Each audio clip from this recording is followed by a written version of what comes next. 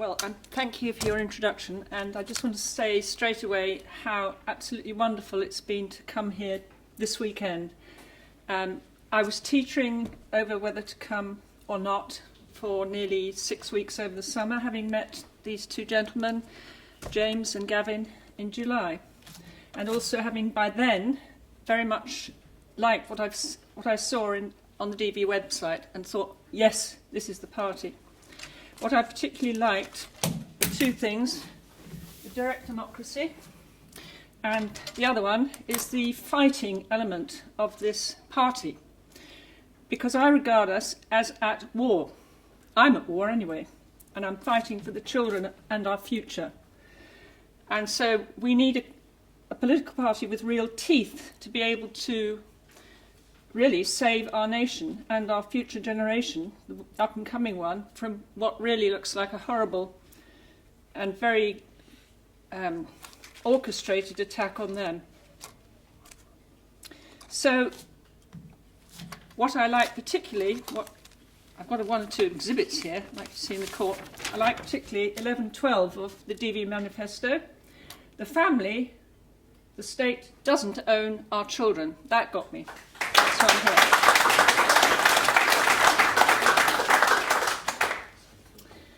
I'm usually on the streets with a megaphone, and I can spend all afternoon ranting from the pavement or the square or a grassy mound or wherever about the things of concern. And it's very relaxing work because it's out in the open. It's quite often a sunny day and sometimes it's raining, but everything I say blows away in the wind and never gets heard by anybody. So it doesn't really matter what I say, I just make a noise. This is raising me up to a higher level, and it's been a bit daunting. So that was one reason why I dithered as to whether I was going to come, and therefore did not get on the list in time of the speakers. But never mind, here I am, and I'm jolly glad I came.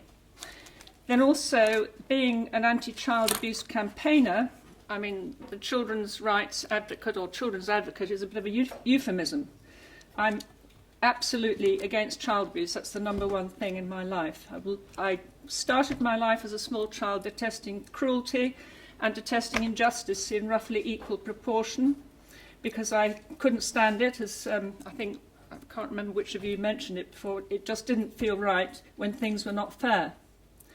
But the cruelty is the main theme, and I was so bothered by the cruelty that I decided to read Japanese at Oxford University.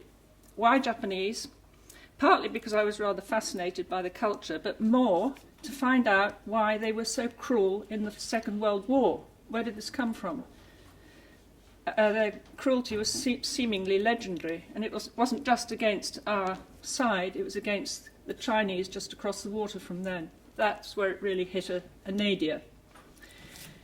So cruelty is obviously the main thing that has to be said about child abuse. It is the cruelest form of abuse. Imagine what a baby feels like. A baby is the most disabled citizen in our society, with apologies to the disabled community, because the disability is right throughout its body. It's tiny, it's got no speech, it's got no, apart from crying, way of communicating. It can't walk, it can't fight, it can't do anything. It's completely and utterly helpless. And yet babies are abused. And that's an abomination. And trying to get inside the mind of a baby as it's suffering the kind of experiences that too many of them in our world suffer has been a cause of many sleepless nights and much agony of mind. It's a very dark subject. It's quite a lonely course, sticking up for children in our society. If you Google my name, you will find that I have really no right to be on a platform ever. I'm a charity scammer. I am an MI5, secret MI5 closet agent, undermining the alternative community. I am a paedophile protector, because I've stood up once or twice for people who are accused of being paedophiles when they absolutely assured me they weren't. And I've been to court with those people, and I've even had one in my home. Well, of course, think of, on bail, I may say, think of the flack that I've had from not just the public, but also my family for that. You know, how would you do that to us? Bring this person into it. And I said, look, I wasn't satisfied with the level of scrutiny of what he had done. I've actually got a bit, not quite sure at the moment about a particular one of those three. But the so-called Lambeth whistleblower, I was quite sure was innocent and a very noble and decent man. I'm not going to say any more about those cases. But I've also been accused of abusing the children myself because of the campaigning, and it's always necessary to invert everything against your enemy. And I've got serious enemies, and so has anybody who sticks their head above the parapet on this issue. So it's a lonely course. I thought, when I got here and found that I wasn't on the list of speakers, that God had intervened to save me. I wouldn't have to get on this podium. But here I am. And of course it's necessary that I am, because that's why I first asked to come here. I wanted to get children somewhere very much centrally on this agenda, or at least make my usual noise about what's happening to them and how a new party starting out must make their interests and their well-being and their safety and all the other things a priority. So thank you for letting me speak. Now, how did I come to be a children's rights campaign? I've only been given 10 minutes, so I'm going to skip all that. So I'm going to go to the next one. Anyway, suffice to say, I worked, brought up my children, studied, obviously, did my jobs and things. And then in 1998, I retired, and I always knew I had to get stuck into this problem of cruelty and what to do about injustice and what to do about as I understood, the distortion of history, particularly contemporary history that's going on. I'm partly a historian. So I started campaigning. I didn't know where it was going to lead me or what I would be dealing with, but straight away in 1998 there was a charity up the road from me under attack by the Charity Commission. And it was Iranian children's charity, and it was looking after children who are victims of the murderous Iranian regime. And the Iranian regime is notorious, another place of great cruelty. And more people are hung per capita of population every year in Iran than in any other country, including China, which also doesn't have a good human rights record. But then what country does? Because the people who perpetrate atrocities in our society are in every society. So let's get that clear. I wanted to know, well, I identified quite soon on, I better go back and do one or two of the campaigns, because one of them is quite interesting to people in this room. So apart from the campaign to save the Iranian charity, which then led me into a campaign to try to get the Charity Commission to use its powers more reasonably and more charitably and more proportionately towards charities. And I headed up a little group called the Association for Charities.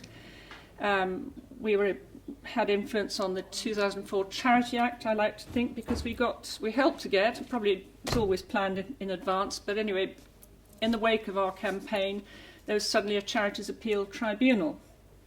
But we didn't manage to change the wording of the Charities Act significantly, because we were told by the civil service representatives in the House of Lords, which is mainly the campaigning arena, that, of course, public servants always behave reasonably, proportionately, and they didn't put in the charitably word, unfortunately. Anyway, but then I went on, this might be interesting, then there was the 9/11 Truth campaign. I'll pass over that, although it's just been the 17th anniversary and I was outside the BBC as usual, complaining that stuff about that horrible atrocity had been covered up and the BBC was complicit in that. I'll pass on over that. I then went into an anti-war campaign, and this might be of interest because it was about the illegality of war. I think somebody else this afternoon, but I can't quite remember which, mentioned the Nuremberg trials. Well, of course, the Nuremberg trials really made it illegal to wage war at all. But of course, people like Blair and Bush, when they got into the saddle, they started inventing new things like preemptive conflict. No, hang on. Right. Sorry? Strikes. Preemptive strike. Preemptive strike, that's it. Things like that. And also nation development and all sorts of things like that. You know, and regime change, of course, is a big one. So the law book about war has been rewritten in our time. But anyway, I'll get right through to where I am now, which is the child abuse issue. So 2010 election year, my Laws of War campaign, and it wasn't mine, it was mainly a gentleman called Chris Coverdale, who's quite a force in our society, and very well, our campaign has somehow come unstuck because the MP who was mainly helping us was suddenly busy with election campaigning, and in 2010 there was going to be a general election. And then suddenly something happened up in Scotland. A very brave gentleman called Robert Greene was suddenly arrested on the street for being about to, he hadn't actually got to the leafleting point, but he was about to leaflet in the centre of Aberdeen on the 12th February 2010 on the subject of paedophile rings in the locality. And the police picked him up on the way from his bed and breakfast, and it all went downhill for Robert Greene after that. And the issue was that there was a Down syndrome young woman in Aberdeen who had informed her mother in 2000 at the age of 20 that for the previous 14 years of her life she'd been abused by her father and a group of other people, and the abuse was not just what you might say regular paedophilia, but it was worse. And that's all I'm going to say about that. But anyway, that got me going. It was the combination of the Down syndrome young woman, quite well-known name, but again, the campaign has been shut down, so I can't mention a name. There's a court order. Although it's very, it wouldn't take you very long to find it on the internet. If you Googled Aberdeen and paedophilia, you'd come up against it. So it was not only the fact that this child, well, she's now a woman, was not being listened to, and the ring at the back of her was not being investigated, hadn't been investigated, but the fact that the whistleblower had been brought to trial twice and confined in prisons in Scotland, first at Craig Inches in Aberdeen and then at Perth prison. So those were the things that really got me going. I was up and down to Scotland on that issue for about 4 years, and then luckily my friend was finally released, my campaigning friend, Robert Greene. Then, during that time, of course, having sort of stuck myself into a prominent position, all sorts of other issues with the child abuse scene came to light, the family court injustices. I became a MacKenzie friend in the family courts. And as a MacKenzie friend, I presume everybody knows what a MacKenzie friend is. It's a kind of paralegal. It's lower than a solicitor or a barrister, but the judges do allow us to go into the courts and sit next to the litigant in person as they're called, and help them with their case. And we can't speak, but we can prompt the litigant, we can help them with the paperwork and all of that. So that introduced me to the family court. And the great thing about that was that whereas the family court's quite secret and they're mainly closed, as a MacKenzie friend I could go in there and listen with my ears flapping, with my eyes wide open at every single thing that was going on in that courtroom. And I saw some very horrific things. And I was very upset many times over the cases that came to me. People absolutely desperate. Children had been taken away, they had no means of fighting their corner. And what could they do? And there was nothing I could do for them. And I did say, I've been accused of raising parents' hopes and expectations of being able to get their children back. That's another thing that the community who are against fostering and adoption, with the numbers and the statistics around that issue really at a horrific level by now. They took against me because I promised them that I didn't promise them, I never said to them I could get the children back, or I never said I could do anything, but the very fact that I was there going into the court with some of these anguished parents, I suppose raised their hopes, and so that I've been blackened by my own community in a sense. But we have to press on because this is one of the worst things in society. In 2012 we had the Jimmy Savile scandal broke, and we had all kinds of strange things came out. There was the Elm Guest House inquiry, and a witness there, a guy called Nick, said that in the course of the abuse he suffered at the hands of a certain MP, Harvey Proctor, I think it was, he'd not only been gang raped by these men, but he'd also had to lie on a table. He'd had knives go through his arms as he lay, and then the men got on the table and gang raped him. So it's the sadistic element sometimes that sticks in your throat and your mind and is particularly upsetting. I mean, how that person survived. But the worst of it is that I think he's just now been sent to prison for giving false evidence. Well, this is actually not right. This is not right at all. We should all try and defend him. I think Nick was on his own, and that was the problem. Not enough people had the courage to stand up alongside him. But anyway, that's Nick. But the question is, why, and as soon as I started being an anti-child abuse campaigner and trying to understand paedophiles and the worst form of sadistic paedophiles, why do types in our society do these things to small children? What is it that turns them on? I mean, most ordinary people wouldn't dream of doing anything other than cherish and cuddle a child. But these people, they seem to be wired up in a different way. I wondered if it was nature, genetics, and in that respect, I had a bit of a shock when I arrived here on the other well, it feels like a long time ago, but it was only yesterday, and it's still in the pile at Barnsley Station was this copy of the Metro, which I read every day in London on the tubes I go to work. Not everyone reading this is human. Well, that jumped out at me. I thought, well, that's an interesting clue from somewhere beyond. Are they human? Well, I happen to think they are. Then the question is it nurture? So in other words, is it how children are brought up? And I think that's much closer to the mark.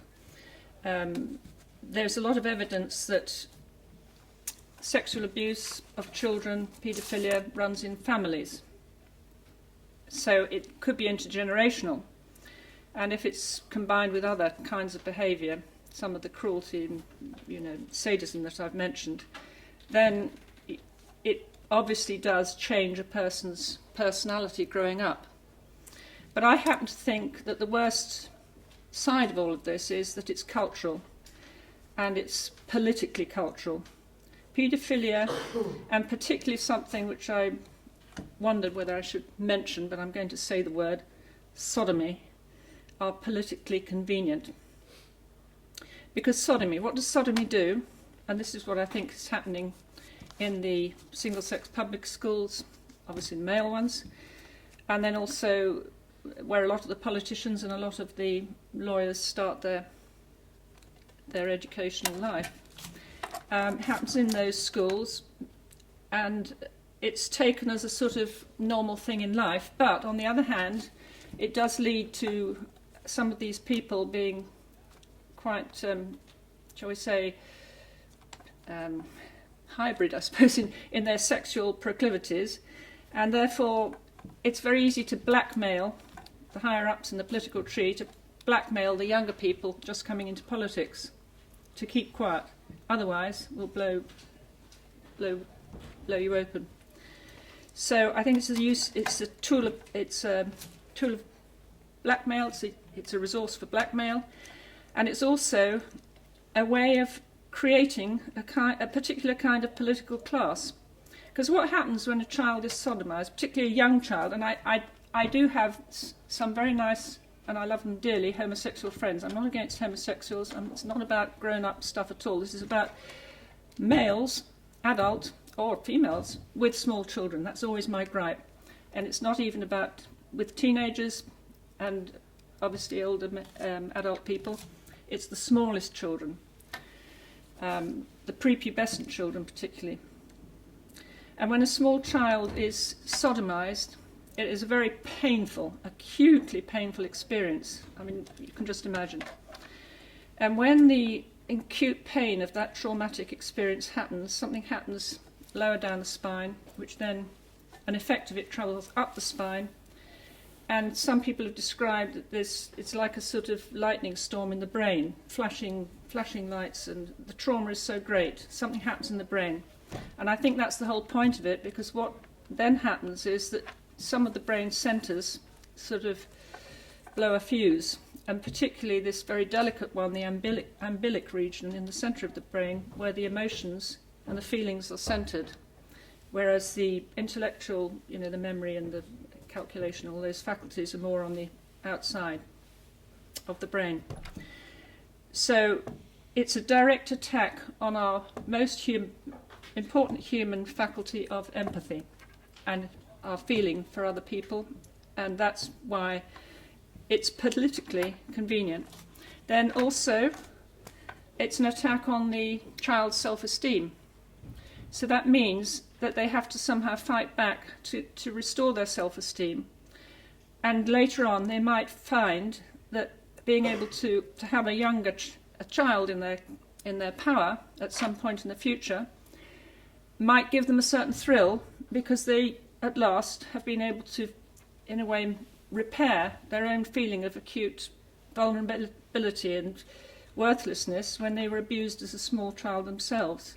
So it carries on like that intergenerationally and builds a sort of culture of people who can be without feeling, and therefore, if you think about it, if we're actually being ruled and presided over in the society by people with that lack of feeling, what else can't they do in their political life? What other decision making can you say will be conscious of the effect on humans as sensitive people of their decisions? What can they not do because they don't feel the consequences of their actions? So they become sort of psychopathic, I think. And another thing happens, which is politically convenient. They can become very clever, or some faculties in the intellectual part of the brain, using very highfalutin words here, because I wrote a speech 3 days ago, but I left it in London because I didn't like it. So all the high words are in that one. But anyway, the emotions are shut down, self-esteem is damaged, but the intellectual faculties are enhanced. And in some cases, they might become savants, people with very special skills. So paedophilia, buggery, child torture are somehow fundamental to political life in this country and to its maintenance over many generations. And this is what we have to break.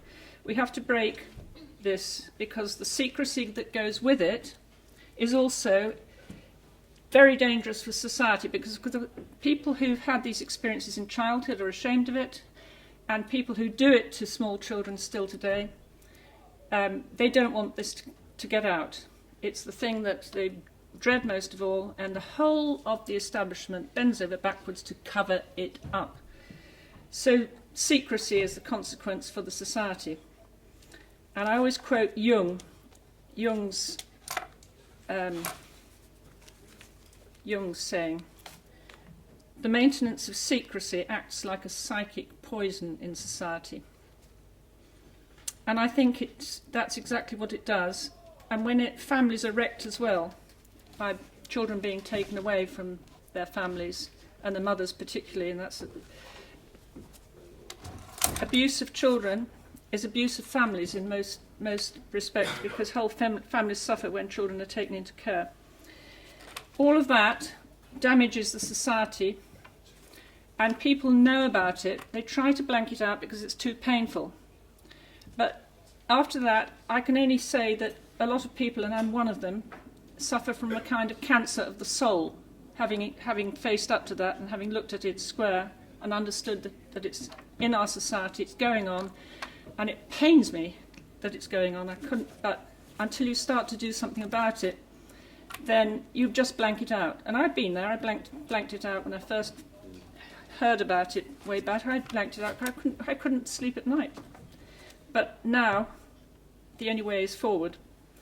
I do think there's an agenda to attack our young, and I think several speakers today have shown how the attacks are being levelled at our young. But I think this particular one, the abuse of children when very young, particularly in the unnatural way of sodomy, is the worst. So what is the solution? I mean, I'm a very positive person, so if there's a problem, and I've had this problem because I've been living with it for 8 years. Sorry. Sorry, what? Yeah, 1 minute. Yeah? If we finish.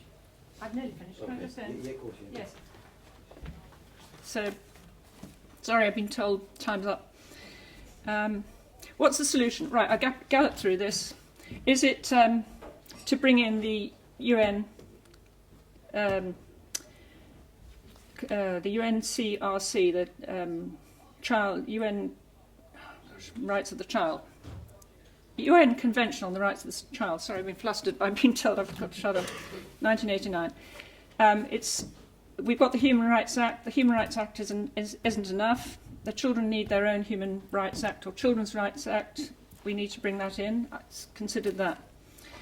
On the other hand, it needs a lot of alteration because it's not fit for purpose. It's much too long. It applies to children all over the world in different situations. We need one tailor-made to this country. Should we have a Bill of Children's Rights? I thought about that. Should we have a Children's Charter? How are we going to stop crimes against children? A campaign against the police for not investigating crimes against children? Going back to paedophiles in Parliament, please watch a video literally of that title. I really want to put this out there because it'll explain a lot of what's happened in Parliament. And it won't offer the solution, but I just throw that out to you. Paedophiles in Parliament, excellent video. But anyway, the link is the political side. So last year, well, the year before, I registered something called the Children's Party, right? And I registered it as a domain name in 2016. I didn't do anything for a few months because I didn't know quite what to do with it, but it was there in my mind. Then I met somebody in 2017 who had the same idea, and I actually launched a campaign to bring this new party into being. And I got absolutely nowhere with it because although I had this partner to begin with in the issue, he dropped out because he had problems in his family.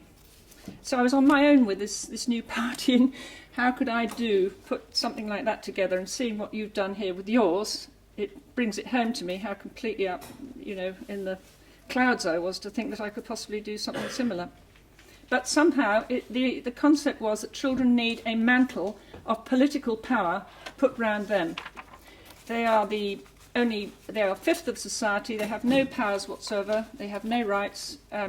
They have no voice in the courts. They have no voice in Parliament, and they need to be empowered. So I'm rather hoping that DVP will be a vehicle whereby their voice can be better heard in society, and I'd like to be part of that. And thank you again for having me here.